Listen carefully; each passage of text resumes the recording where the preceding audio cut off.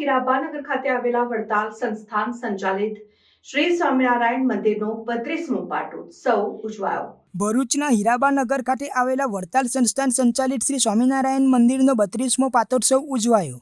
ભરૂચના હીરાબાનગર ખાતે આવેલા વડતાલ સંસ્થાન સંચાલિત શ્રી સ્વામિનારાયણ મંદિરનો આજરોજ 32મો પાટોત્સવ ઉજવવામાં આવ્યો હતો, જેના ભાગરૂપે સવારના 8 થી 11 વાગ્યા સુધી ભગવાન શ્રી સ્વામિનારાયણની મહાપૂજા કરવામાં આવી હતી।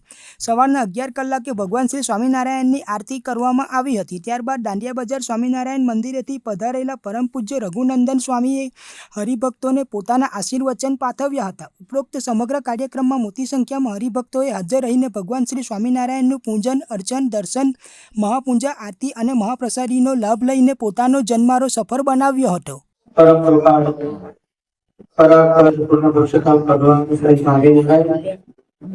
આપણા પ્રસાદી કૃષ્ણ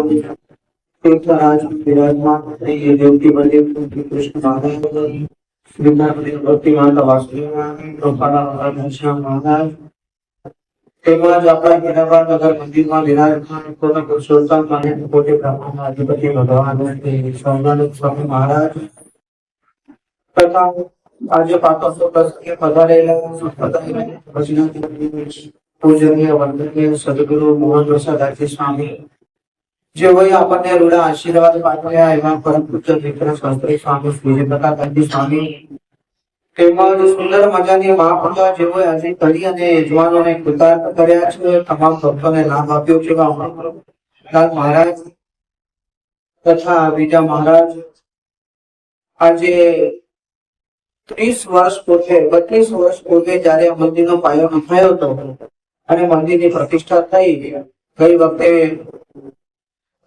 ખંભાતથી આવતા વખત વિશેષ પ્રગટે એનો હીરાબાનગરનો જે ઇતિહાસ રહ્યો તે શંકર દાદા આત્મા થયેલી લઈ અને દરેક હરિભક્તોના ઘરે ઘરે જઈ રૂપિયા ઉઘરાવેલા હતા અને ખૂબ સ્થાપના ઉભા રહી અને આ મંદિરનું ખૂબ ધ્યાન રાખતા અને ખૂબ સારી રીતે શંકર કાકાએ આ મંદિર બનાવ્યું અને મંદિર જયારે તૈયાર થયું તે વખતે પ્રતિષ્ઠા વખતે મહારાજશ્રીને કઈક પ્રોબ્લેમ ના કારણે ના આવી શકાયું ત્યારે પ્રતિષ્ઠાની આરતી મેં કરેલી। ભગવાને આપણને બહુ સરસ તક આપી છે અને સુંદર ભગવાન ઘનશ્યામ મહારાજને બિરાજે છે। વર્ષોથી ઘનશ્યામ મહારાજ દરેકના સંકલ્પો પૂરા કરે છે। જેટલું અહીંયા ભજન વધારે થાય એટલું દેવનું દૈવત વધે, એ પ્રમાણે લોકોના કામ થાય। અહીંયા સંકલ્પ કરો, શ્રી પર સાકર મૂકો એટલે એટલું દૈવત ભગવાનમાં વધ્યું હોય કે તમારો સંકલ્પ ભગવાન પૂરો કરે। અને હું જોઉં છું છેલ્લા ઘણા વર્ષોથી મંદિરમાં અખંડ ભગવાનનું ભજન અહીંયા ચાલુ હોય છે।